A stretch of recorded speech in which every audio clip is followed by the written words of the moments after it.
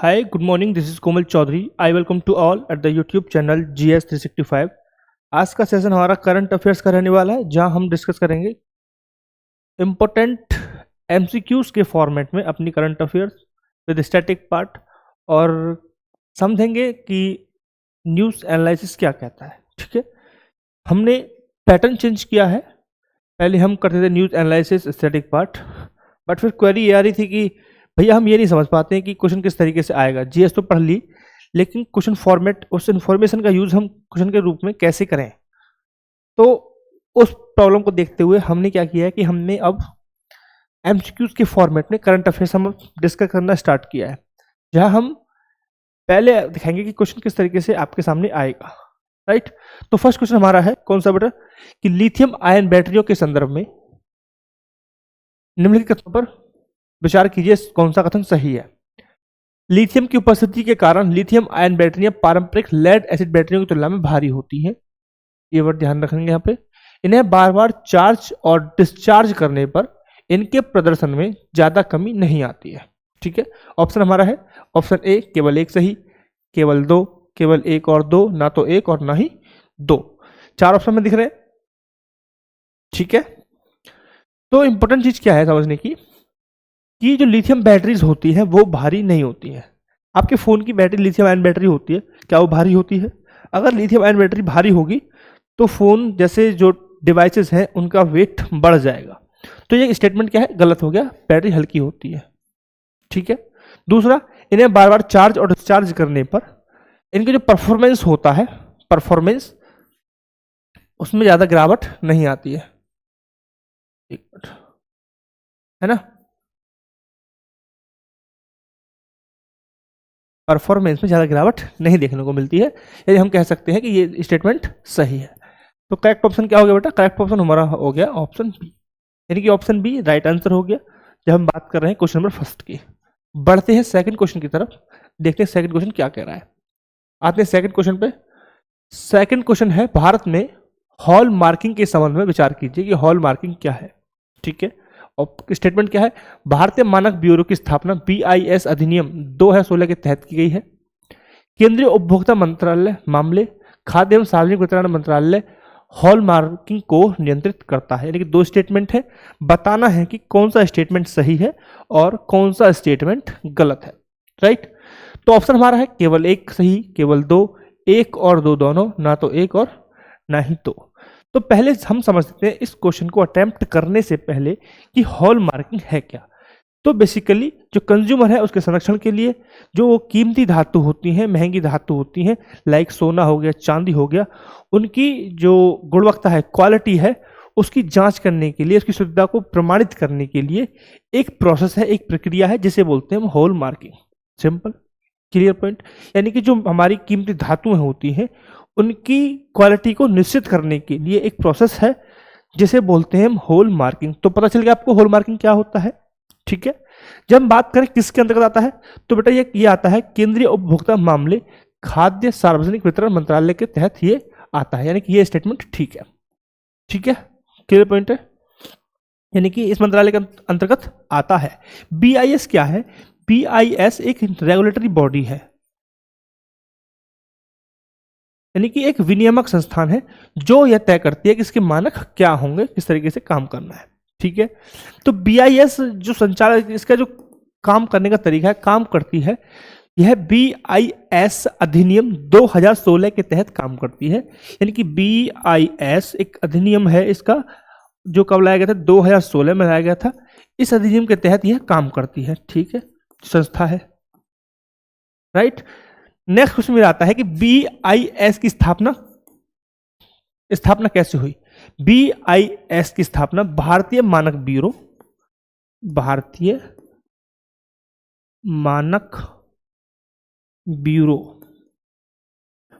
मानक ब्यूरो अधिनियम 1986 के तहत इसकी स्थापना की गई थी बेटा। आई होप आपको पता चल गया होगा BIS और स्थापना कब हुई थी, काम किसके अकॉर्डिंग करता है। ठीक है, क्लियर पॉइंट है, दोबारा सुन लीजिए। हमने बताया कि हॉल मार्किंग क्या है, सिंपल सा मैंने बताया कि जो कीमती धातु हैं उन धातुओं की शुद्धता को निश्चित करने के लिए, है ना, उसको प्रमाणित करने के लिए एक प्रक्रिया है जिसे बोलते हैं हॉलमार्किंग। यह केंद्रीय उपभोक्ता मंत्रालय एवं सार्वजनिक वितरण मंत्रालय के तहत आता है। BIS क्या है? इसकी एक रेगुलेटरी बॉडी है जो BIS अधिनियम 2016 के तहत काम करती है, संचालित होती है। ठीक है, इसकी स्थापना की बात करें तो भारतीय मानक ब्यूरो अधिनियम 1986 के तहत इसको स्थापित किया गया था, BIS को। ठीक है, तो सिंपल समझ लीजिए, भारत मानक, ये भी स्टेटमेंट सही हो गया बेटा अपना, और सेकंड स्टेटमेंट भी क्या हो गया? ठीक हो गया। तो ऑप्शन सी क्या हो गया? राइट आंसर हो गया, यानी करेक्ट ऑप्शन क्या है हमारा? Option C. ठीक है साहब, क्लियर पॉइंट है। चले आगे बढ़ते हैं नेक्स्ट क्वेश्चन की तरफ, और नेक्स्ट क्वेश्चन ये रहा आपकी स्क्रीन पर। ठीक है साहब, तो भाई नेक्स्ट क्वेश्चन किससे संबंधित है?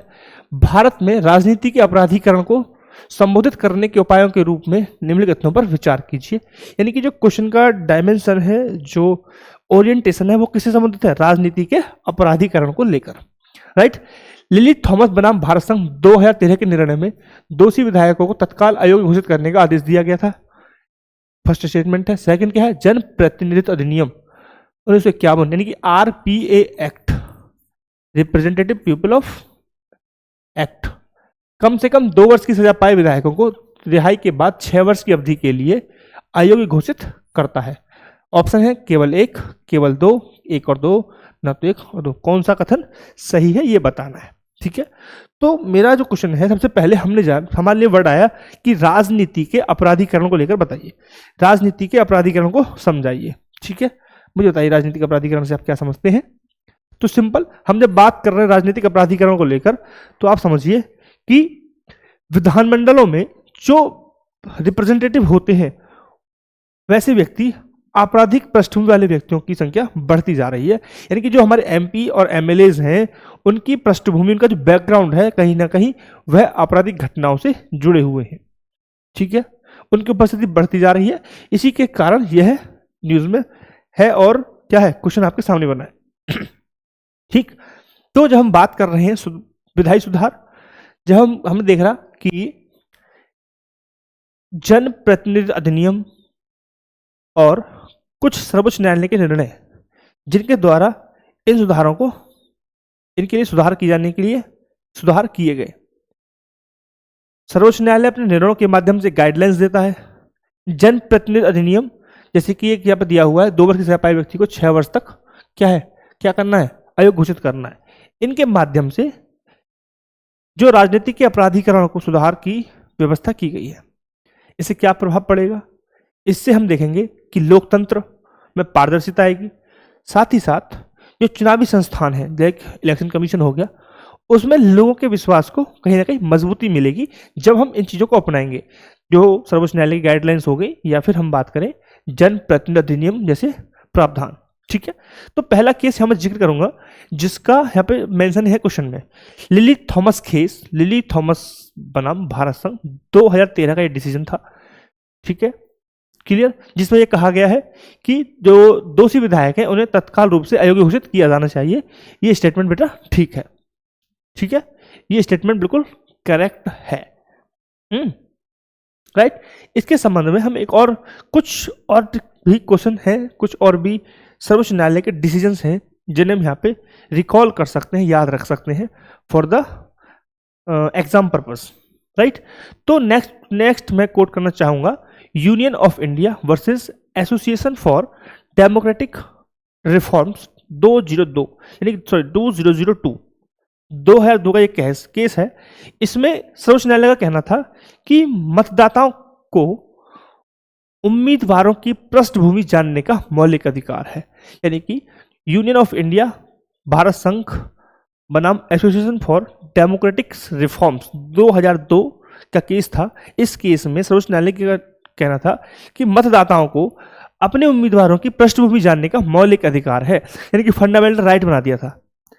ठीक है, साथ ही साथ इसी केस के माध्यम से सर्वोच्च न्यायालय ने चुनाव आयोग को यह निर्देश दिया था कि शपथ पत्र में इन सब चीजों की जानकारी होनी चाहिए। राइट। तो ये तो हो गया 2002 का केस। फिर हम आगे आते हैं, थोड़ा सा एक और केस यहाँ पे कोर्ट होना चाहिए जो जरूरी है, कि जो 2004 का केस है PUCL बनाम भारत संघ 2004। इस केस में कोर्ट ने स्पष्ट किया कि जो आरपीए एक्ट की धारा 8 है वह अपराधीकरण को रोकता है और वह ठीक उचित है, राइट। तो ये हुआ जुड़ा हुआ केस। मैं इसलिए कह रहा हूं कि जब इसको जैसे क्वेश्चन आ सकते हैं, बन सकते हैं, तो उन केसों से भी क्वेश्चन बन सकते हैं। चर्चा में क्यों है कि अभी एक सबसे रिसेंट केस था जहां एमपी एमएलए के विधायक जो खिलाफ थे, मामले की वापसी की गई थी, जो एमपी एमएलए है उनकी वापसी के लिए सर्वोच्च न्यायालय में केस गया था, है ना। बहुत सारे एमपी एमएलए को बर्खास्त कर दिया था ना 2021 में, याद होगा। तो सर्वोच्च न्यायालय ने कहा था कि एमपी एमएलए के खिलाफ कोई भी मामला हाई कोर्ट की मर्जी के बिना वापस नहीं हो सकता, ठीक है। यानी कि एमपी एमएलए के अगेंस्ट कोई भी केसेस अगर चल रहा है तो हाई कोर्ट की मर्जी के खिलाफ ऐसा नहीं है कि आप केस वापस ले लो, कि जिस पार्टी ने केस किया है अब वो केस वापस ले रही है, ऐसा नहीं हो सकता है। ऐसा क्यों कहा है? एक सिंपल सी बात है कि जिसके हाथ में पावर होती है वो उसका मिसयूज कर सकता है, ठीक है। आप एमपी एमएलए बन गए, अब आपको पता है कि मेरे खिलाफ केस है, इस व्यक्ति ने किया है, अब आप पुलिस भी आपकी, प्रशासन भी आपका, सब कुछ आपका, तो आपने पूरा तंत्र लगा दिया कि वो व्यक्ति उस केस को वापस ले ले। तो सर्वोच्च न्यायालय ने उस व्यक्ति को क्या किया है? प्रोटेक्ट किया है, ये कहकर कि हाई कोर्ट की मर्जी के बिना वह केस वापस नहीं किया जाएगा, राइट। चलिए, तो ऑप्शन सी यहां पे करेक्ट आंसर है, ठीक है। क्लियर पॉइंट है? क्लियर पॉइंट है ना? चलिए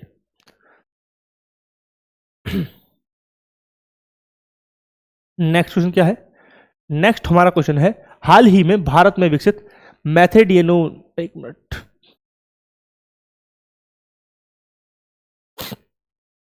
मैथेडियनोन लॉन्ग टर्म मोटाबोलाइट निम्नलिखित में से किस संदर्भ में महत्वपूर्ण है? खेल में डोपिंग रोधी परीक्षण के लिए, टीका विकास के लिए, मधुमेह का उपचार करने के लिए, या एंटीबायोटिक्स का उत्पादन के लिए। यानी कि एक वर्ड है मैथेडियनोन लॉन्ग टर्म मोटाबोलाइट, मैथेडियनोन लॉन्ग टर्म मोटाबोलाइट एक वर्ड है, यह क्यों है? निम्नलिखित में से बताइए कौन सा ऑप्शन सही है, ठीक है। तो पहले तो आप जान लीजिए जो ये टर्म है यह किसके द्वारा विकसित किया गया बेटा, किसने बनाया है? यह टर्म नहीं है, ठीक है, एक जांच है, ठीक है, एक जांच है जो किसके द्वारा विकसित की गई है? ये की गई है एनडीटीएल प्लस NIPER गुवाहाटी, ठीक है।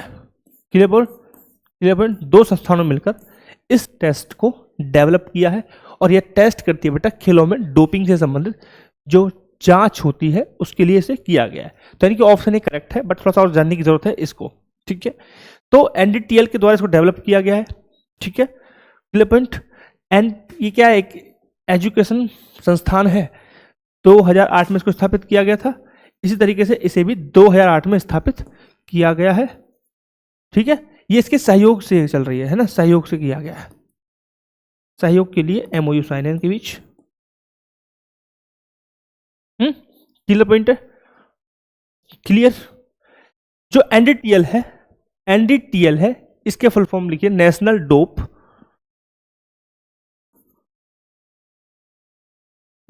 Dope testing agency.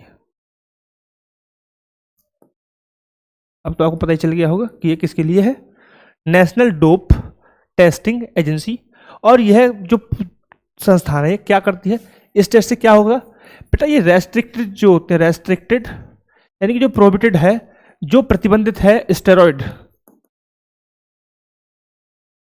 ठीक है, उस स्टेरॉइड को पता लगाने के लिए इस टेस्ट को किया जाएगा, है ना। इस टेस्ट से क्या करेंगे? जो रेस्ट्रिक्टेड है, प्रोहिबिटेड है, या फिर प्रतिबंधित लिख लो, कुछ भी लिख सकते हैं बेटा, बस समझ में आना चाहिए, है ना। जो प्रतिबंधित स्टेरॉइड है उसका पता करने के लिए इस टेस्ट को क्या किया गया है? इस टेस्ट के द्वारा उसको पता किया जाता है, राइट। क्लियर पॉइंट है? जो संस्थान है एनडीटीएल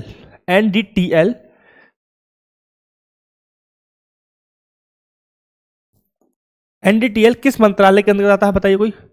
एनडीटीएल किस मंत्रालय के अंतर्गत आता है बताइए? Ministry of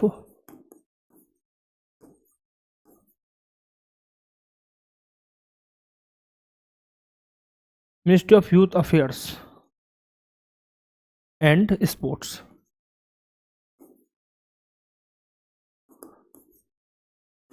ministry of youth affairs and sports के तहत यह आता है। ठीक है, क्लियर पॉइंट है। राइट, और यह स्पेसिफिक किसके लिए बेटा? ये डोपिंग एजेंसी है और यह जांच करने के लिए है कि जो एस्टेरॉयड है रेस्ट्रिक्टेड, उसका प्रयोग तो नहीं हो रहा है ना। एस्टेरॉयड से क्या होता है बेटा? एक्स्ट्रा एनर्जी मिल जाती है, तो वो क्या होता है, जो कंपटीशन है वो ट्रांसपेरेंट नहीं हो पाता है, इससे लोगों को एज मिल जाता है और वो कंपटीशन जीत जाते हैं। तो जो कैंडिडेट्स हैं उनके बीच जो कंपटीशन है वो ट्रांसपेरेंट तरीके से और अच्छे तरीके से हो, इसी को मेक श्योर करने के लिए ऐसे टेस्ट किए जाते हैं, है ना, ताकि वो ऐसे केमिकल्स या ऐसे कोई मेडिसिन लेके टेस्ट ना करें और वो इजीली क्या करें, कंपटीशन जीत जाए, ताकि ऐसा ना हो। इस चीज को कम करने के लिए ही इन संस्थाओं का क्या किया है, बनाई गई है। ठीक है, तो वर्ल्ड लेवल पे एक और संस्था है, यहाँ पर जिक्र हमें करना चाहिए। यार तू तो आजा।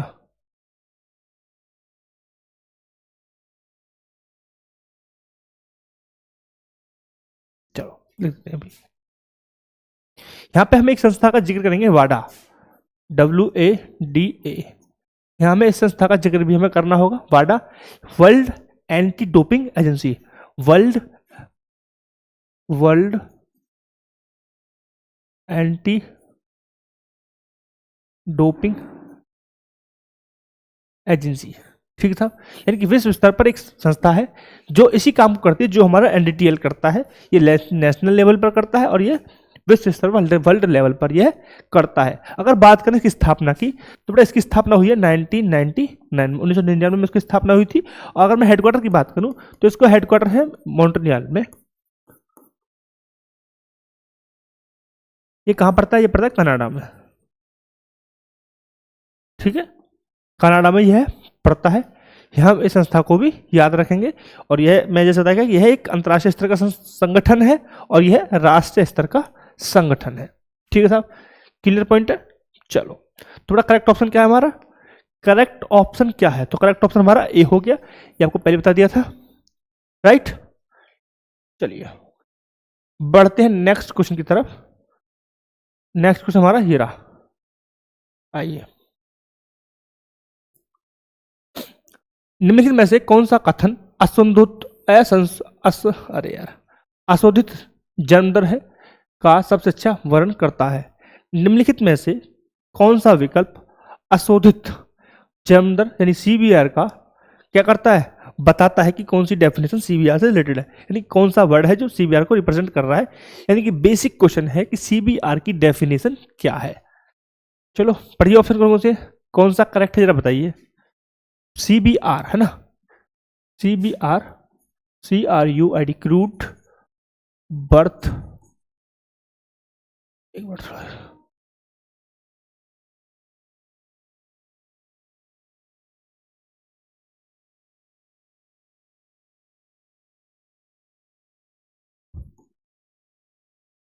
Crude birth ratio. ठीक है, ये क्या होता है CBR? बताइए जल्दी से, 10 सेकेंड्स यू हैव, जल्दी से बताइए।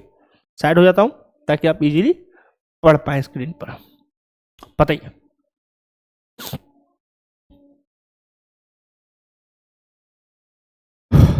ठीक है, तो पहले बेसिक जान लेते हैं इससे रिलेटेड, देन हम आपको क्वेश्चन अटेम्प्ट करेंगे।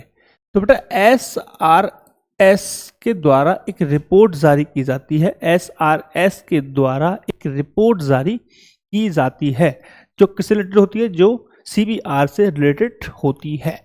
SRS, sample registration system, sample registration system.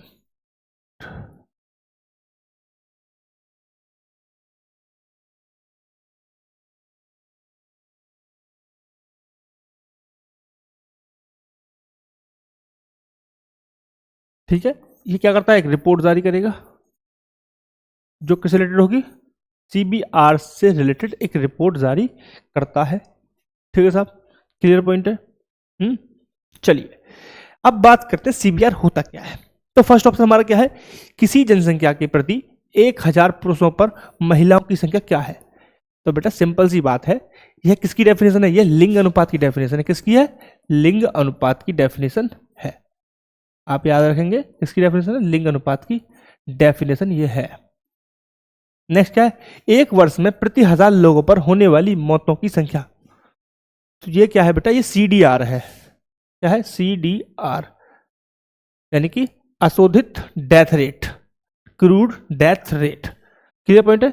किसी दिए गए वर्ष के मध्य में प्रति 1000 लोगों पर जीवित जन्मों की संख्या क्या है? बताइए। ये है हमारा CBR। ठीक है साहब, तो ये एक्चुअल डेफिनेशन है CBR की। तो करेक्ट ऑप्शन क्या हो गया? करेक्ट ऑप्शन हो गया हमारा C। क्या हो गया?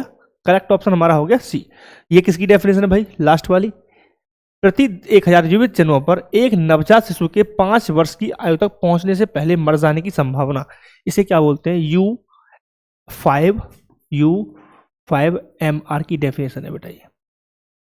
ठीक है, तो इस तरीके से ये होते हैं बेटा, जो ऐसे क्वेश्चन होते हैं ना, ये कॉन्सेप्ट से रिलेटेड क्वेश्चन होते हैं। अगर आपको कॉन्सेप्ट सही से पता है, डेफिनेशन पता है, तो आप इजीली कर पाएंगे। ये बिल्कुल इजी लेवल का क्वेश्चन है। अगर मैं डिफाइन करूं पेपर को, इजी, मॉडरेट, डिफिकल्ट, तो ये इजी वाले क्राइटेरिया का है। क्योंकि जब आप ये पढ़ेंगे पॉपुलेशन वाला चैप्टर, तो ये बेसिक डेफिनेशन जो आपको स्टार्टिंग में कराई जाती हैं, किसी भी फाउंडेशन में आप पढ़ेंगे। तो ये कोई रॉकेट साइंस वाला क्वेश्चन नहीं था, या बहुत डिफिकल्ट वाला क्वेश्चन नहीं था, ये बहुत इजी वाला था। आपको अगर क्लियर है आप वर्ड्स को लेकर, डेफिनेशंस को लेकर, तो आपके लिए हलवा क्वेश्चन था। बट अगर आपने नहीं किया है, टॉपिक ही नहीं पढ़ा है, तो आपके लिए टफ से भी ज्यादा टफ था। ठीक है, चलिए आते हैं नेक्स्ट क्वेश्चन की तरफ। क्या है नेक्स्ट क्वेश्चन हमारी स्क्रीन पर? आयुर्वेद आहार किस नियम, खाद्य सुरक्षा और मानक विनियम 2022 का एक हिस्सा है? आयुर्वेद आहार के लोगों में दर्शाई गई प्रतीकात्मक 5 पत्तियां आकाश, वायु, अग्नि, जल और पृथ्वी तत्वों का प्रतीक है। ऑप्शन ए है, कौन सा सही निकालना है? ऑप्शन ए केवल 1, केवल 2, 1 और 2 दोनों, ना तो 1 और ना ही 2। बताइए सर। हमारा क्वेश्चन है आयुर्वेद आहार से रिलेटेड। ठीक है, तो क्वेश्चन घूम रहा है आयुर्वेद आहार के आसपास, है ना? तो भाई सिंपल सी है, आयुर्वेद आहार खाद्य सुरक्षा एवं मानक विनियमन 2022 का एक हिस्सा है। क्लियर पॉइंट है। ठीक है, यानी कि इस विनियम के तहत इसको रेगुलेट किया जाता है बेटा, इसको रेगुलेट किया जाता है। इसमें गलत लिख दी, इसको रेगुलेट किया जाता है इस अधिनियम के तहत, तो करेक्ट होगा ही होगा, है ना? क्लियर पॉइंट है। और आयुर्वेद आहार है ना, वो FSSAI के नियमों के तहत संचालित है, शासित है, कुछ भी कह सकते हैं आप। यानी कि इस नियमों के तहत वो काम करता है। और रेगुलेटर कौन है? इस रेगुलेटर है हमारा खाद्य सुरक्षा और मानक अधिनियम 2022, उसका रेगुलेटर है। ठीक है, क्लियर पॉइंट है। साथ ही साथ यहाँ पे हमें मेंशन करना नहीं भूलना चाहिए, यहाँ पे आयुष मंत्रालय भी इसमें शामिल है। ठीक है, तो आयुष मंत्रालय भी यहाँ पर शामिल है, आप भूल नहीं सकते आयुष मंत्रालय को भी। राइट, तो हमें इस स्लाइड में इस क्वेश्चन के माध्यम से, क्वेश्चन के द्वारा क्या सीखा कि आयुर्वेद आहार पहल खाद्य सुरक्षा और मानक विनियमन 2022 के माध्यम से रेगुलेट किया जाता है। साथ ही साथ आयुर्वेद आहार पहल FSSAI और आयुष मंत्रालय के तहत, ठीक है, क्या खाद्य सुरक्षा और आहार उसी का पार्ट है, उस अधिनियम के तहत इसको क्या कहता है? रेगुलेट किया जाता है। वही हमने बात की कि जो आयुर्वेद आहार पहल है वह FSSAI के नियमों द्वारा शासित होता है, संचालित होता है। ठीक है, FSSAI क्या है? Food safety and standard authority. Food safety and standard authority of India, बहुत ही सिंपल संस्थान है, food safety and standard authority of India. यह किस मंत्रालय के तहत काम करता है?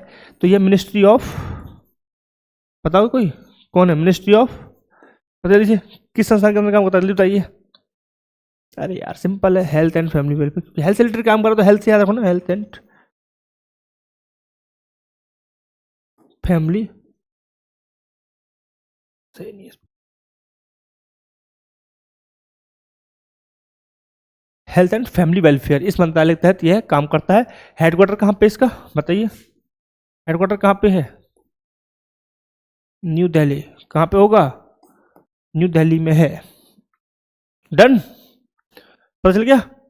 तो जरा बता दीजिए ऑप्शन क्या है हमारा सही। तो बेटा ये तो फर्स्ट करेक्ट ही है। इस ऑप्शन के अगर समझाने तो आकाश, वायु, अग्नि, जल, पृथ्वी, 5 तत्वों का प्रतीक हमारा आयुर्वेद आहार के लोगों में दर्शाया गया है। ये भी करेक्ट स्टेटमेंट है, यानी कि हमारा करेक्ट ऑप्शन है option number C. Option number C हमारा राइट आंसर यहाँ पे है। ठीक है साहब, क्लियर? चलो बढ़ते हैं आगे, बढ़ते हैं नेक्स्ट क्वेश्चन की तरफ।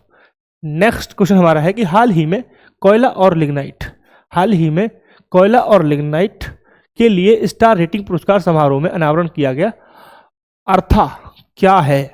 अर्था क्या है? तो अर्था एक सिंपल पहल है जो क्या है, हरित वित्त पोषण, ग्रीन फाइनेंसिंग, क्या है, एक क्या है, इकोसिस्टम है, एक ढांचा कह लो, राइट। इसमें क्या है कि जो हमारी खदान है उनको दोबारा से लोगों में पुनर्वितरण करना, लोगों को वहां पर दोबारा से डेवलप करना, दोबारा से उनको एक उपजाऊ भूमि में तब्दील करना, इस लक्ष्य के साथ इसे स्टार्ट किया गया। तो अगला क्या हो गया ऑप्शन हमारा, पुराने खनन भू क्षेत्रों के लिए एक हरित वित्त पोषण का ढांचा है, यही हमारा करेक्ट ऑप्शन यहाँ पे है। ठीक है, क्लियर? यानी कि क्या करना, दोबारा से उसको लोगों को स्थापित करना है ना, दोबारा से स्थापित करना, उनके लिए जो फाइनेंस का प्रोजेक्ट है वो है अर्था। ठीक है, बहुत ही सिंपल था, इसे मैं सेव नहीं कर रहा हूँ ना, मैं सिर्फ वही क्वेश्चन सेव कर रहा हूँ जिसमें मैंने ड्रिल दे रहा हूँ ताकि आपको ग्रुप में शेयर किया जा सके डिटेल के साथ, है ना। चलिए नेक्स्ट क्वेश्चन हमारा है, भारत में मौसम और जलवायु की सेवाओं के सुधार के लिए मिशन मौसम शुरू किया गया। कौन सा मिशन मौसम? मिशन मौसम शुरू किया गया है, कौन सा मंत्रालय इसके लिए जिम्मेदार है? ऑप्शन हमारा है पृथ्वी मंत्रालय, विज्ञान एवं प्रौद्योगिकी मंत्रालय, ग्रामीण विकास मंत्रालय, पर्यावरण वन और जलवायु परिवर्तन मंत्रालय। क्वेश्चन हमारा ये है। ठीक है, मिशन मौसम को जाने तो इसका उद्देश्य क्या है भाई? मिशन मौसम का उद्देश्य है मौसम और जलवायु सेवाओं को बेहतर बनाने के उद्देश्य से मिशन मौसम को शुरू किया गया। क्यों शुरू किया गया? मौसम और जलवायु से संबंधित, ठीक है, सेवाएं हैं उनको बेहतर बनाने के लिए इसे शुरू किया गया। कब शुरू किया गया? इसे 2024 में शुरू किया गया। किस मंत्रालय के तहत? पृथ्वी मंत्रालय के तहत। ठीक है, पृथ्वी विज्ञान मंत्रालय के तहत। ठीक है साहब, ये आप याद रखेंगे, राइट। इससे संबंधित कोई और भी संस्थान है? इससे संबंधित और भी संस्थान है जैसे कि भारत मौसम विज्ञान IMD, राष्ट्रीय माध्यमिक अवधिक मौसम पूर्व अनुमान केंद्र जिसे बोलते हैं हम NCMRWF, एक और संस्था है IITM। ये सब इस मौसम मिशन का पार्ट है, घटक है। ठीक, घटक कह लो, पार्ट कह लो, यह सब संस्थान भी इस मौसम मिशन का पार्ट है।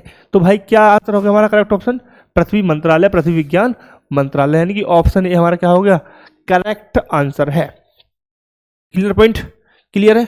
चलिए थोड़ा स्पीड बढ़ानी पड़ेगी, मुझे लग रहा है नंबर ऑफ क्वेश्चन ज़्यादा है और टाइम ज़्यादा जा रहा है। भारत के शैक्षिक संस्थान के लिए पारदर्शी मूल्यांकन प्रणाली प्रदान करने के लिए शिक्षा मंत्रालय द्वारा 2015 में NIRF रैंकिंग शुरू की गई थी। NIRF रैंकिंग में भारतीय विज्ञान संस्थान बेंगलुरु समग्र श्रेणी में शीर्ष स्थान पर रहा। ऑप्शन हमारे ये रहे। ठीक है, बताइए सर जल्दी से बताइए। ठीक है, तो शैक्षिक संस्थानों में ट्रांसपेरेंसी हो गया, विश्वास बढ़ाने के लिए, है ना, इन सब के लिए व्यापक मूल्यांकन के लिए शिक्षा मंत्रालय के द्वारा एक पहल स्टार्ट की गई जिसे हम बोल रहे हैं NIRF। ठीक है, किस मंत्रालय के तहत शुरू की गई थी बेटा? शिक्षा मंत्रालय के तहत लिखा हुआ है, 2015 में स्टार्ट की गई थी, आप याद रखेंगे। ठीक है, ये भी याद रखें, ये भी याद रखना है। ठीक है, एक मिनट देना।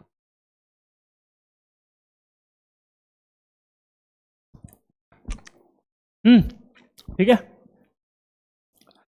राइट। 2015 में स्टार्ट की थी बेटा, सिंपल, शिक्षा मंत्रालय के तहत स्थापित किया गया है। लेकिन ऑप्शन बी में बताऊं, अगर इसमें हम फर्स्ट की बात करें तो फर्स्ट आया बेटा आईआईटी मद्रास। कौन सा बेटा?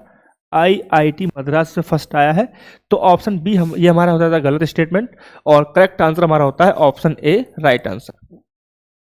ठीक है, क्लियर पॉइंट, क्लियर है। चलिए बढ़ते हैं आगे, और नेक्स्ट हमारा है, भारत में कीमती धातुओं की होल मार्किंग को कौन सा संगठन नियंत्रित करता है? अभी तो बताया था भारतीय मानक ब्यूरो, बहुत डिटेल में क्या, BIS जिसे बोल रहे हैं, BIS है ना, भारतीय मानक ब्यूरो। क्लियर पॉइंट है। चलिए आगे आते हैं, बहुत सिंपल सा क्वेश्चन था, रिपीट हो गया तो अच्छी बात है। आगे बढ़ते हैं, ऐसी एग्जाम में रिपीट होते देखेंगे आपको, है ना, तो मजा आ जाएगा। नेक्स्ट हमारा क्या है, यह है खोजना खान मंत्रालय द्वारा राष्ट्रीय महत्वपूर्ण खनिज मिशन के अंतर्गत शुरू की गई थी। कौन सी योजना की बात हो रही बेटा? खनिज पुनर्चक्रण योजना। खनिज पुनर्चक्रण योजना के बारे में हमें जानना है, तो यह योजना खान मंत्रालय के द्वारा राष्ट्रीय महत्वपूर्ण खनिज मिशन के अंतर्गत शुरू की गई है। यह संयंत्र मशीनरी पर 20% पूंजीगत सब्सिडी और वृद्धिशील बिक्री से जुड़ी परियोजनाओं पर व्यय सब्सिडी प्रदान करती है। यह योजना विशेष रूप से बड़े स्थापित पुनर्चक्रण संस्थाओं के लिए है, ताकि तीव्र क्षमता निर्माण सुनिश्चित किया जा सके। ऑप्शन हमारे हैं अब की बार स्टेटमेंट के रूप में कि कितने स्टेटमेंट सही हैं। ठीक है, तो यहाँ बेटा एक चीज बहुत इंपॉर्टेंट है कि यह खान मंत्रालय के द्वारा शुरू की गई थी, ये सही चीज है यहाँ पे, है ना। खनिज मिशन के तहत शुरू किया गया, ये स्टेटमेंट ठीक है। तो ओवरऑल हम देख रहे हैं कि स्टेटमेंट फर्स्ट हमारा ठीक है। ठीक है, जब हम बात कर रहे हैं पुनर्अवसंरचना निवेश में खनिज पुनर्चक्रण की हम बात कर रहे हैं, तो इसमें सब्सिडी दी जाती है ना, सब्सिडी दी जाती है, जो कैपिटल जो हमारा खर्चा होता है, पूंजीगत सब्सिडी यहाँ पे दी जा रही है। यानी कि जो हम मशीन लगाएं या फिर कोई संयंत्र स्थापित करें, उसके लिए हमें 20% सब्सिडी दी जाएगी, राइट।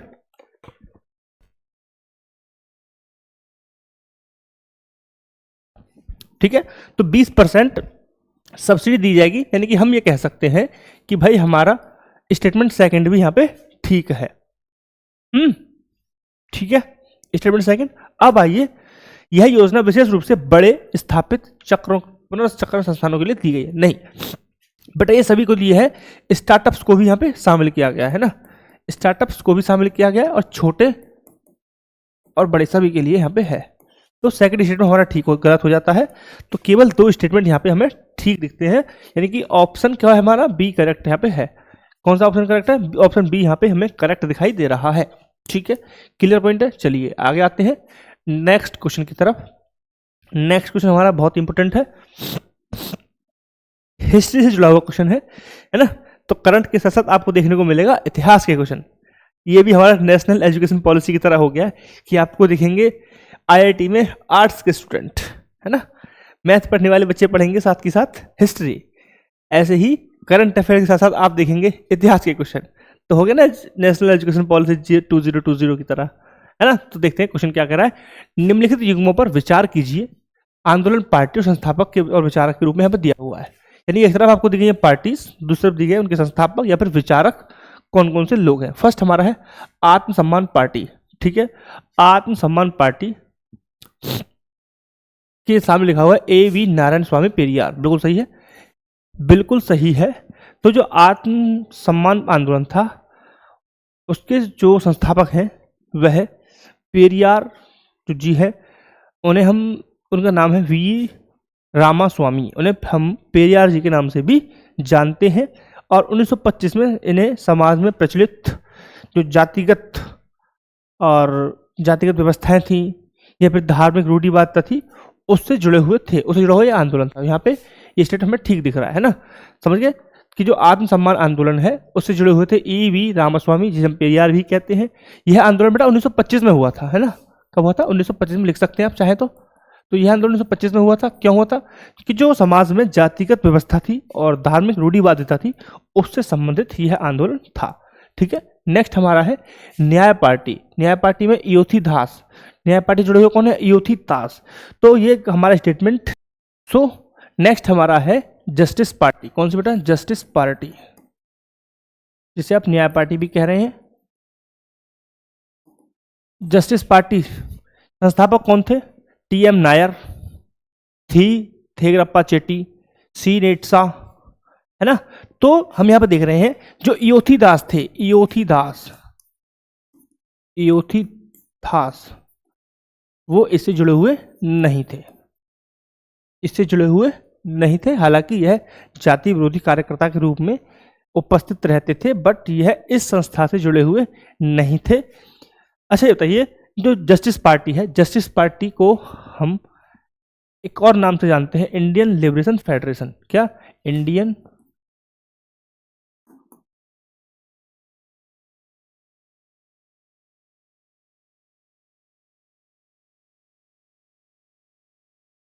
इंडियन लिबरेशन फेडरेशन के नाम से भी हम इसे जानते हैं। आई होप आपको पता चल गया, समझ में आ गया कि जस्टिस पार्टी से इयोथिथास जुड़े हुए नहीं थे। उसके नेता थे सी नेट्सा और टीएम नायर, पी थेंगरप्पा चेट्टी। ये तीन लोग जुड़े हुए थे इस संस्था से। इयोथिदास इस संस्था से जुड़े हुए नहीं थे। नेक्स्ट हमारा है द्रविड़ कंगडम। द्रविड़ कंगडम पार्टी थी बेटा, पेरियर साहब की ही पार्टी थी, पेरियर साहब की ही पार्टी थी। यानी कि ये स्टेटमेंट क्या हो गया? गलत हो गया, ये भी गलत हो गया, है ना। तो पेरियर साहब की पार्टी थी, जो उन्होंने 1994 में 1994 में छोड़कर इन्होंने नई पार्टी स्थापित की थी। 1994 में इन्होंने जो ये वाली पार्टी हमारी आत्मसम्मान को छोड़कर इन्होंने स्थापित की थी। ठीक है। और एक चीज और सुन लीजिए, ये तो आंदोलन था, जस्टिस पार्टी ने लिखी है, जस्टिस पार्टी प्रॉपर। ठीक है, ये तो एक आंदोलन था, तो इसका हिस्सा थे, जस्टिस पार्टी से भी जुड़े हुए थे पेरियर साहब। तो इन्होंने इसे छोड़ दिया था और 1994 में नई पार्टी स्टार्ट की थी, जिसका नाम क्या था? द्रविड़ कंडगम। ठीक है, कंजगम लिखा हुआ, द्रविड़ कंडगम एक ही बात है ना। तो बेटा ये हमारे हो गए दोनों स्टेटमेंट गलत। तो ऑप्शन क्या है हमारा? सही ऑप्शन क्या है? सही ऑप्शन हो गया केवल एक, यानी कि ऑप्शन ए हमारा राइट आंसर है। ठीक है साहब, क्लियर पॉइंट है यहां तक। चलिए अब बढ़ते हैं हम नेक्स्ट क्वेश्चन की तरफ, और नेक्स्ट क्वेश्चन ये रहा आपके सामने। आइए, जीएसटी परिषद के संबंध में निम्नलिखित कथनों पर विचार कीजिए। जीएसटी परिषद भारत के संविधान के अनुच्छेद 279 के एक के तहत स्थापित एक संवैधानिक निकाय है। केंद्रीय वित्त मंत्री जीएसटी परिषद के अध्यक्ष होते हैं और इसमें सभी राज्यों और केंद्र शासित प्रदेशों के प्रतिनिधित्व हैं। जीएसटी परिषद में निर्णय साधारण बहुमत से लिए जाते हैं। इनमें केंद्र सरकार का मत भार अधिक होता है। ठीक है साहब, ऑप्शन हमारे 3 है। कौन कौन से स्टेटमेंट सही है, क्या है, वो सब यहाँ पे लिखा हुआ है पूरे एकदम प्रॉपर फॉर्मेट में। आपको यहाँ पे हम दिख रहे होंगे क्वेश्चन, है ना, दिख रहे हैं प्रॉपर क्वेश्चन पूरे फॉर्मेट में। ये तो मजा है मेरे साथ करने का, है ना। चलिए तो समझते हैं। 279 के तहत यह एक संवैधानिक निकाय है, बिल्कुल ठीक बात है। 279 अनुच्छेद है, यानी कि संविधान में यह मेंशन है, तो संवैधानिक निकाय है। संवैधानिक दर्जा इसे कब दिया गया था बेटा? संवैधानिक दर्जा दिया गया था इसे 101वें संविधान संशोधन अधिनियम 2016 के बाद। ठीक है, यानी कि 101वां संविधान संशोधन अधिनियम 2016 के तहत जीएसटी को एक संवैधानिक दर्जा दिया गया था। ये स्टेटमेंट ठीक है। केंद्रीय वित्त मंत्री जीएसटी परिषद के अध्यक्ष होते हैं, बिल्कुल ठीक स्टेटमेंट है यहाँ तक। इसमें सभी राज्यों और केंद्र शासित प्रदेशों के प्रतिनिधित्व होते हैं, बिल्कुल ठीक है, सभी राज्यों के प्रतिनिधित्व होते हैं।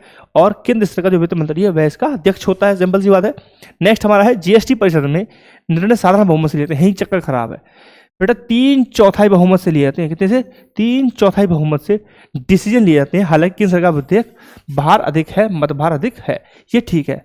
सेकंड पार्ट ठीक है, फर्स्ट पार्ट गलत है, यानी कि ओवरऑल स्टेटमेंट थर्ड हमारा गलत हो गया। ठीक है, 3/4 भाग, 3/4 भाग से स्टेटमेंट जो होता क्या होता है? निर्णय लिए जाते हैं। सपोज करो मतभार अधिक कितना होता है कि एक पूरा, अगर मतभार हमारा मतभार में क्या डिवाइडेशन है कि 1/3 जो भाग है वो मतभार किसका? केंद्र सरकार का रहता है, और 2/3 रहता है स्टेट्स का। तो इस तरीके से यहाँ पर देखने को मिलता है कि हमें 1/3 भाग के कारण मतभार केंद्र सरकार का अधिक है। ये स्टेटमेंट ठीक है, बट निर्णय 3/4 बहुमत से लिए जाते हैं। तो बताइए ऑप्शन कौन सा ठीक हो गया? हमारा ऑप्शन कौन सा ठीक हो गया बताइए? ऑप्शन सी, जहां पर कथन 2 और 3 में से केवल एक ही सही है। ठीक है, और वह कथन एक की व्याख्या करता है। ठीक है, क्लियर पॉइंट है यहां तक, राइट। चलिए आगे आते हैं नेक्स्ट क्वेश्चन की तरफ, और नेक्स्ट क्वेश्चन ये रहा आपकी स्क्रीन पर। क्या है, देवरीगढ़ वन्यजीव अभ्यारण्य के बारे में क्या क्या गलत है, क्या क्या गलत है, हमें ये बताना है क्या क्या यहाँ पे गलत है। ठीक है, तो पहले तो भाई हमारा यह पश्चिमी उड़ीसा में स्थित है और हीराकुंड जलाशय से घिरा हुआ है।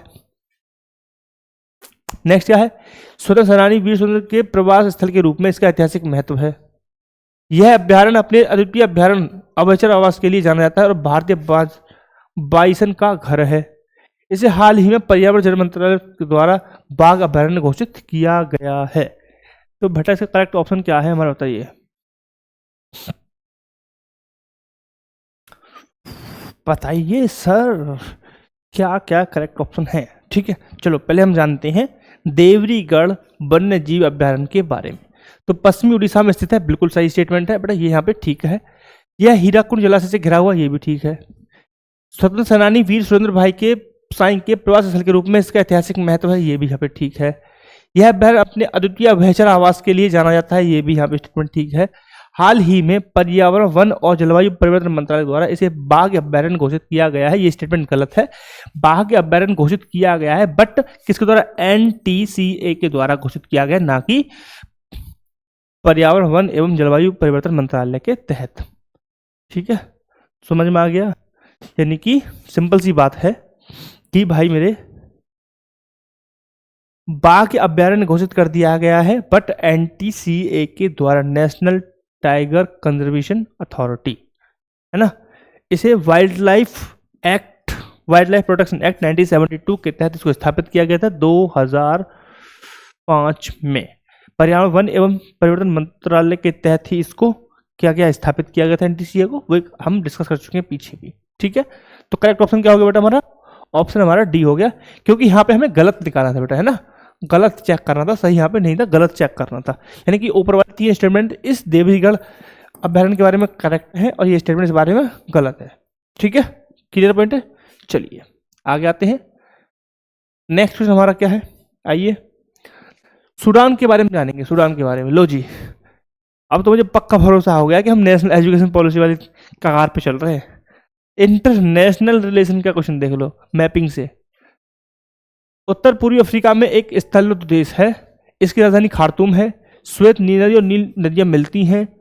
मारा पर्वत ज्वालामुखी उच्च भूमि की एक श्रृंखला दारफुर क्षेत्र में स्थित है, दारफुर क्षेत्र में स्थित है। ठीक है, तो भाई मेरे ये स्थलबद्ध नहीं है, यह एक तरफ से लाल सागर से मिलता है। किससे मिलेगा बेटा, लाल सागर से, रेड सी से मिलता है ये। तो ये स्टेटमेंट हो गया गलत। ठीक है, तो ये हो गया गलत, ये ठीक है, ये ठीक है, ठीक है, ये ठीक है, ठीक है। तो हमारा स्टेटमेंट सही हो गया, केवल 2 स्टेटमेंट यहाँ पे ठीक है, एक स्टेटमेंट ठीक नहीं है। ठीक है, क्लियर पॉइंट है, समझ में आ गया। चलिए, और कुछ स्थानीय बताने के लिए क्वेश्चन में अब बढ़ते हैं नेक्स्ट क्वेश्चन की तरफ। बहुत ही सिंपल सा और प्यारा सा क्वेश्चन हमें देखने को मिल रहा है। निम्नलिखित में से कौन सी आत्मसम्मान आंदोलन की प्रमुख विशेषता नहीं थी? नहीं थी चेक करना है भाई यहाँ भी हमें। ठीक है, नहीं थी चेक करना है। पुरोहित और जातिगत रीति रिवाजों के बिना आत्मसम्मान विवाहों को बढ़ावा देना, ये हमने भी बात की थी, लिस्ट मैंने भी तुरंत बताया था। विधवा पुनर्विवाह, संपत्ति के अधिकारों सहित महिलाओं के अधिकारों की वकालत करना, द्रविड़ पहचान और तरकवादी विचार पर जोर देना, है ना, क्लियर। और लास्ट हमारा ऑप्शन है भारतीय राष्ट्रीय कांग्रेस के धर्म रंग वाले राष्ट्रवाद के साथ संरेखण, यानी कि साथ देना। तो भाई पहले तो सबसे बुरी बात तो ये है कि धर्म वाले राष्ट्रवाद को इन्होंने नकार रखा था, ये तो स्टेटमेंट गलत है, यही चेक करना था। तो ऑप्शन डी हमारा ठीक है ना। ये तो हमारा हो गया क्वेश्चन, बहुत ही सिंपल था, इसलिए मैंने बता दिया पहले। लेकिन थोड़ा सा आपको जानने की जरूरत है, आत्मसम्मान आंदोलन था क्या? आत्मसम्मान आंदोलन बेसिकली था आत्मसम्मान विवाह पर जोर देने का ये आंदोलन था। इसमें था कि ब्राह्मण पुजारी या फिर उनसे जुड़े हुए कोई भी रीति रिवाज हैं, उनके विवाह समापन करना, विवाह क्या करना, समारोह को करना, है ना। महिला अधिकारों का संपर्क स्थापित, महिला अधिकारों का समर्थन देना, जैसे कि विधवा विवाह की बात करें, तलाक का अधिकार देना, महिलाओं के लिए संपत्ति का अधिकार दिलवाना, यहाँ तक कि गर्भपात करने का अधिकार भी इस आंदोलन में था, है ना। इनका मुख्य जो आलोचना था, इनकी आलोचना थी कि धर्म के आधार पर राष्ट्रवाद, धर्म आधारित जो राष्ट्रवाद है उसको इन्होंने सपोर्ट कभी नहीं किया।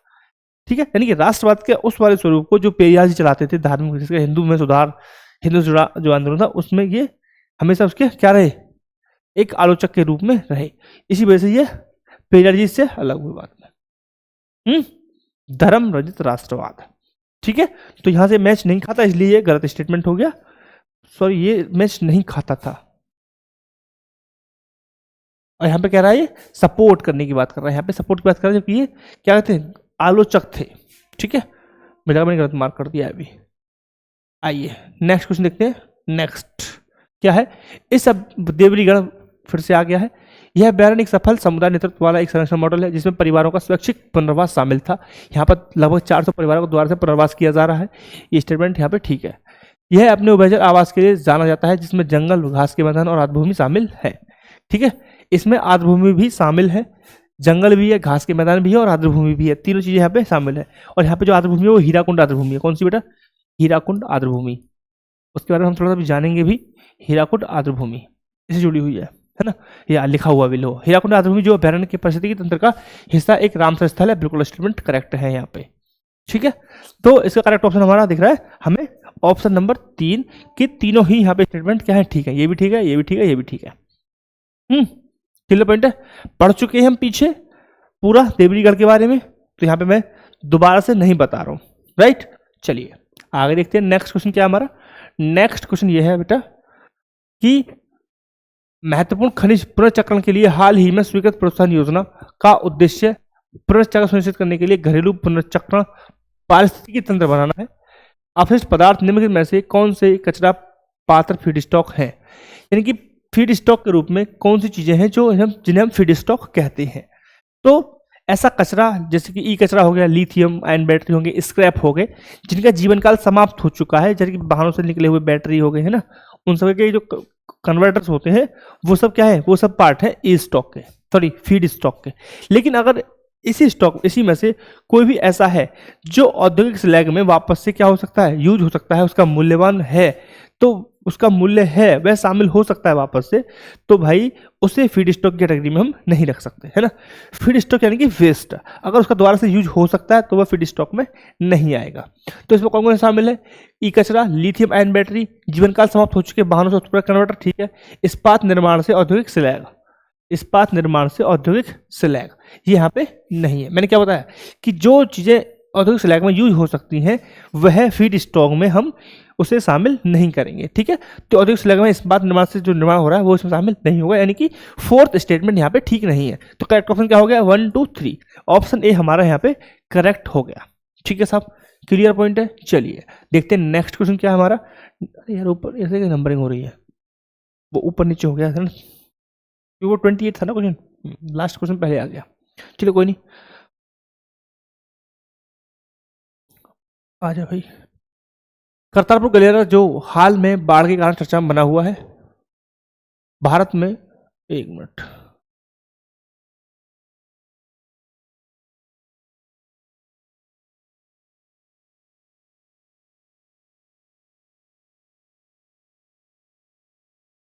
करतारपुर गलियारा जो हाल ही में बाढ़ के कारण चर्चा में बना है भारत में डेरा बाबा नानक साहब को पाकिस्तान के निम्नलिखित में से किस गुरुद्वारे से जोड़ता है। तो करतारपुर गलियारा है, करतारपुर कॉरिडोर है जो बनाया गया था भारत और पाकिस्तान के बीच, दो गुरुद्वारों को जोड़ता है। तो भारत में डेरा बाबा नानक साहब का एक गुरुद्वारा है, तो पाकिस्तान के किस गुरुद्वारे से इसे जोड़ा गया है। तो पाकिस्तान का जो गुरुद्वारा है, गुरुद्वारा दरबार साहिब, कौन सा बेटा, गुरुद्वारा दरबार साहिब को इसे जोड़ा गया है। गुरुद्वारा दरबार साहब, इसमें गुरु नानक जी ने अपने अंतिम जीवन के 18 साल यहाँ पे व्यतीत किए थे, 18 वर्ष, है ना। इस कारण इस गुरुद्वारे की अपनी क्या है, इंपोर्टेंस है ना। नानक साहब कौन थे, सिख धर्म के संस्थापक थे गुरु नानक जी, सिख धर्म के संस्थापक।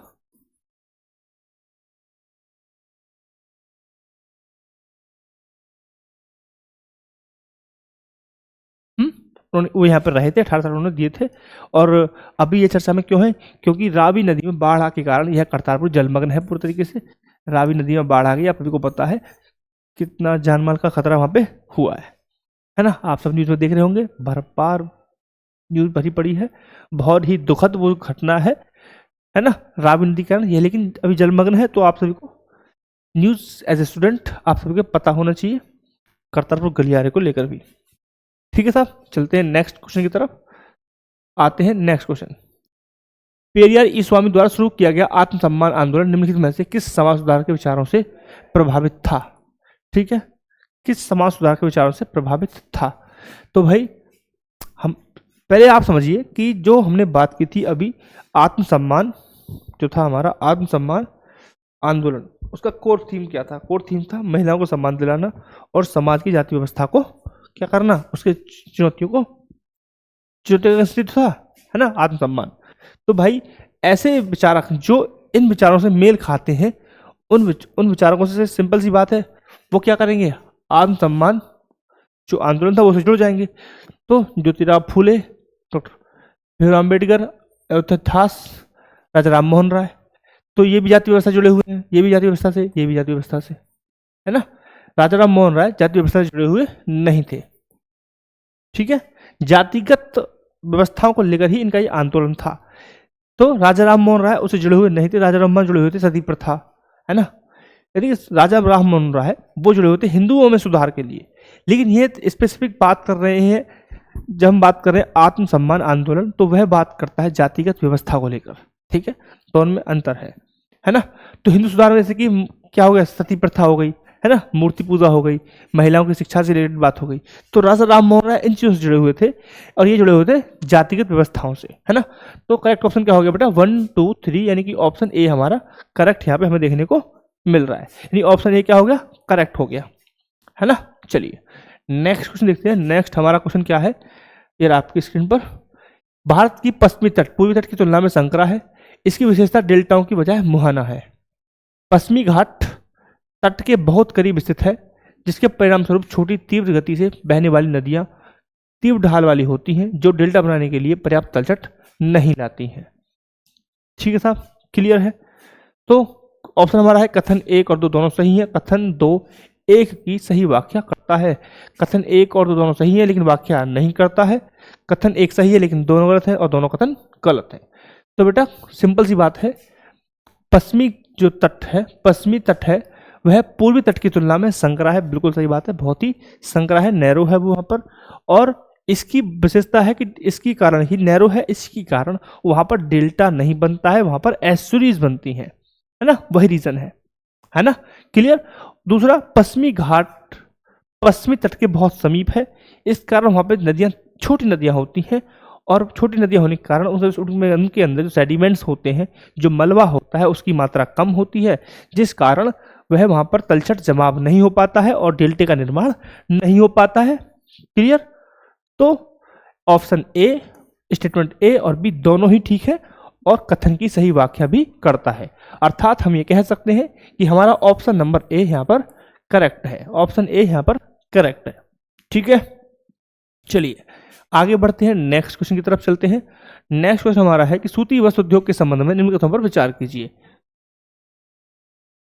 सूती वस्त्र उद्योग प्रारंभ में महाराष्ट्र और गुजरात राज्यों में केंद्रित था। इस उद्योग के विकास को दक्कन के काली मिट्टी वाले क्षेत्र से कच्चे कपास उपभोक्ता की सहायता मिली। रेलवे और बंदरगाह सुविधाओं सहित एक मजबूत परिवहन नेटवर्क के विकास ने इस क्षेत्र के उद्योग को विकास को सुगम बनाया। तीनों स्टेटमेंट है, तीनों स्टेटमेंट को देखना है कि कौन सा स्टेटमेंट यहाँ पे हमारे लिए ठीक है। कथन 2 और 3 सही है और दोनों ही कथन 1 की व्याख्या करते हैं, ठीक है। तो सबसे इंपॉर्टेंट क्वेश्चन हमारा ये है, दूसरा क्या है, 2 और 3 सही है लेकिन मैं केवल 1 की व्याख्या करता है ना। 2 और 3 केवल सही है और इसमें 1 की व्याख्या करता है। ना तो कथन 2 सही है और ना ही कथन 3 सही है, ठीक है। तो थोड़ा समझते हैं क्वेश्चन को। सूती वस्त्र प्रारंभ महाराष्ट्र और गुजरात में हुआ था, बिल्कुल सही स्टेटमेंट है ना। शुरू क्यों हुआ था, क्योंकि इस क्षेत्र में काली मिट्टी अक्सर देखने को मिलती है और काली मिट्टी कपास के उपज के लिए बहुत ज़्यादा अच्छी होती है। और कपास क्या है, सूती वस्त्र उद्योग के लिए इनिशियल में जो क्या था, कच्चे माल के रूप में, कच्चे सोर्स के रूप में एक इम्पोर्टेंट क्या है, सोर्स है ना। तो काली मिट्टी जहां पर कपास होगी, जहां कपास होगी वहां पर इंडस्ट्री ऐसी देखने को मिल जाएगी, ठीक है। रेलवे और बंदरगाह ये एक एडिशनल एडवांटेज था महाराष्ट्र के लिए, इसके उनके पास बंदरगाह भी थे, जिसके मजबूत नेटवर्क ने इसके विकास में एक क्या किया और इसको फ्यूल किया, यानी कि और बढ़ावा दिया। तो सिंपल सी बात हम ये कह सकते हैं कि ऑप्शन ए हमारे यहाँ पे ठीक है कि जो स्टेटमेंट दोनों सही है वो एक तो व्याख्या करते हैं, हाँ जी, इन्हीं की वजह से ये फला और फूला है। तो कच्चा सोर्स भी था उनके पास, कच्चा माल की उपलब्धता थी, और साथ ही डिस्ट्रीब्यूट करने के लिए एक अच्छा सिस्टम था जो क्या था, रेलवे और बंदरगाह था, जो सस्ता और क्या होता है, टिकाऊ होता है। ठीक है, आगे आते हैं नेक्स्ट क्वेश्चन पे चलते हैं। और नेक्स्ट क्वेश्चन ये रहा हमारा, क्या है, निम्नलिखित कथनों पर विचार कीजिए, प्रमुख नदी घाटियों की जिनमें से संबंधित है। आसन संरक्षण दिवस, आसन संरक्षण रिजर्व गोदावरी, केशवपुर मियानी सामुदायिक रिजर्व सिंधु नदी के पास, नंदुर मधुमेश्वर यमुना नदी के पास, कोरिंगा वन्यजीव अभ्यारण्य गोदावरी के पास। कितने कथन यहाँ पे सही हैं? तो आसन संरक्षण रिजर्व कहाँ मिलता है? तो यह आसन और यमुना नदी के पास मिलता है। कहाँ मिलेगा? आसन और यमुना नदी के पास। कहाँ मिलेगा? आसन प्लस यमुना नदी के संगम पर, और जिसे हम ओवरऑल ये भी कह सकते हैं यमुना नदी का बेसिन, यमुना बेसिन। इस तरीके से आप आइए कोसुपुर मियानी, इस तरीके से आप आइए कोसुपुर मियानी, यह कहाँ पड़ेगा? यह रावी नदी के बेसिन में मिलता है ना? यह मिलेगा रावी नदी के बेसिन में। और रावी किसकी नदी सहायक नदी है? सिंधु नदी की सहायक नदी है। व्यापकली हम ये कह सकते हैं सिंधु नदी बेसिन, मतलब ब्रॉडली कह सकते हैं सिंधु नदी बेसिन। अब आपसे खुद ही कराऊंगा मैं क्या सही है क्या गलत है। ठीक है, थर्ड वाला हमारा देख रहे हैं, थर्ड वाला क्या है? नंदुपुर मधुमेश्वर, ये किस नदी के पास है? ये हमारा है गोदावरी के पास। किसके पास है? गोदावरी के पास रहने वाला है, गोदावरी बेसिन में। ठीक है, कोरिंगा, कोरिंगा वन्यजीव अभ्यारण्य, कोरिंगा वन्यजीव अभ्यारण्य गोदावरी में है। ठीक है, ये वाला, तो ये हमारा गोदावरी है। ठीक है साहब, क्लियर है ना? हाँ, इस पर थोड़ा सा देते हैं डेल्टा पार्ट में, है ना? तो भाई ये हमारा कहाँ पड़ रहा है? ये पड़ेगा हमारा उत्तराखंड में पड़ता है, और ये पड़ेगा हमारा, बताइए, पंजाब में पड़ेगा, और ये पड़ेगा हमारा गंगा कहाँ पड़ रहा है भाई बताइए? महाराष्ट्र में है। ये तो गोदावरी महाराष्ट्र में है, और वन्यजीव क्या है? ये आंध्र प्रदेश में है, आंध्र प्रदेश। अब मेरे को बताइए कितने स्टेटमेंट ठीक है? तो देखो कितने स्टेटमेंट यहाँ पे हमें ठीक दिख रहे हैं, बताइए। एक तो हमें, चलो तो ठीक नहीं है, ये तो बेकार हो जाएगा। ये तो गलत हो गया बेटा हमारा पहला तो, क्योंकि यह काम मिला यमुना नदी मिला, यहाँ पे गोदावरी लिखा हुआ था। केशवपुर सिंधु है, ब्रॉडली सिंधु दिख रहा है, मैंने बताया, ये ठीक हो गया। ठीक है, यमुना नदी पे ये गोदावरी दिखा रहा है, तो ये गलत हो गया। कोशीरंगा बहन गोदावरी पे ठीक है। तो कितने स्टेटमेंट ठीक हो गए? कितने स्टेटमेंट हमारे ठीक हो? केवल 2 स्टेटमेंट हमें यहाँ पर ठीक दिखने मिल रहे हैं, यानी कि ऑप्शन बी हमारा करेक्ट है। कौन सा बेटा? ऑप्शन बी यहाँ पे हमें करेक्ट देखने को मिल रहा है। ओके, चलिए बढ़ते हैं नेक्स्ट क्वेश्चन की तरफ। उससे पहले खत्म मत हो भाई, अभी तो और क्वेश्चन होंगे। ठीक है, आइए। लंबी दूरी पर बड़ी मात्रा में पेट्रोलियम और प्राकृतिक गैस के परिवहन के लिए पाइपलाइनों को सबसे कुशल और सुविधाजनक साधनों में से एक माना जाता है ना? पाइपलाइन बिछाने की प्रारंभिक पूंजीगत लागत अधिक होने के बावजूद उनकी परिचालन और रखरखाव लागत अपेक्षाकृत कम होती है, और वे माल के निर्बाध प्रवाह को सुनिश्चित करती है। स्टेटमेंट हमारे ये है, आप पढ़ लीजिए अकॉर्डिंगली, फिर हम डिस्कस करने वाले हैं। ठीक है, आप सभी को पता है जो पाइप है, पाइपलाइन है, वह एक बार अगर स्थापित कर दे, पूंजीगत लागत उसकी अधिक होती है, लेकिन उसको फिर स्पेसिफिक कोई मॉनिटर करने के लिए या कुछ करने के लिए रिक्वायरमेंट ज़्यादा नहीं पड़ती है। यानी कि परिचालन लागत जिसे कहते हैं वो लगभग क्या हो जाती है? शून्य हो जाती है, जीरो हो जाती है। ठीक है, तो हमने देखा है कि पेट्रोलियम और प्राकृतिक गैस के लिए यह एक अच्छा सोर्स है। कंपेयरली कि हम किसी को ट्रेन से या किसी बाई रोड भेजें, किसी को शिपमेंट के द्वारा भेजें, तो क्या है? रिस्की रहता है, कॉस्ट ज़्यादा लगती है, और रेगुलर क्या होता है? परिचालन लागत रेगुलर बनी होती है।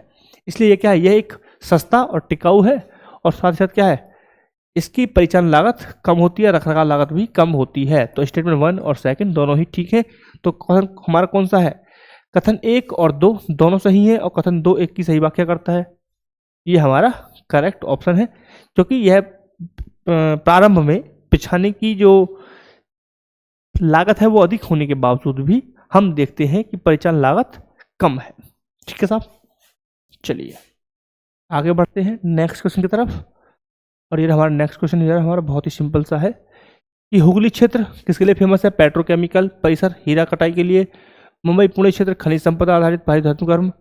छोटा नागपुर क्षेत्र सूती वस्त्र वित्तीय सेवाएं। गुजरात क्षेत्र जूट मिले। ठीक है, ऐसे क्वेश्चन बड़े सिंपल होते हैं। अगर आपको थोड़ा सा एलिमिनेशन आता है ना तो बड़े सिंपल क्वेश्चन है ये, बहुत ही सिंपल है ना, बहुत ही सिंपल है। देखो जूट, जूट कहाँ का फेमस था? कोलकाता में। कोलकाता कहाँ पड़ता है? हुगली क्षेत्र कोलकाता है, तो यानी फर्स्ट के साथ डी आना चाहिए था। तो फर्स्ट के साथ डी कहाँ है? एक तो ये इसमें दिख रहा है और एक इसमें दिख रहा है। ठीक है, दिख रहा है आपको, दिख रहा है ना फर्स्ट और डी के साथ। अब आते हैं हम दूसरे ऑप्शन की तरफ।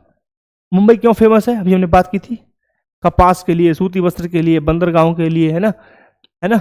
और वहाँ पे क्या है? बॉलीवुड है। बॉलीवुड है तो क्या है? मनोरंजन की गतिविधियाँ वहाँ पे हैं। ठीक है, तो देखो कौन सा ऑप्शन है, यानी कि सेकंड के साथ आना चाहिए सी। तो सेकंड के साथ सी किसके साथ है? इसके साथ, इसके साथ है। ऑप्शन हो गया ए करेक्ट। पूरा ऑप्शन आपको चारों पता भी नहीं थे, लेकिन आपने प्री एलिमिनेट करके यहाँ पे करेक्ट आंसर दिखा दिया। ठीक है, तो ये हमारा था। अब बढ़ेंगे नेक्स्ट क्वेश्चन की तरफ, और नेक्स्ट क्वेश्चन हो गया। Thank you very much for the watching this video. I hope आपको क्वेश्चन करके अपनी तैयारी को आप जांच रहे होंगे और आपको एक रिलायबल और रिलेटेबल और अच्छी क्वालिटी का कंटेंट देखने को मिल रहा होगा। And if you are like the content, so I request you to please subscribe channel, share, like and do what can you do. Thank you very much.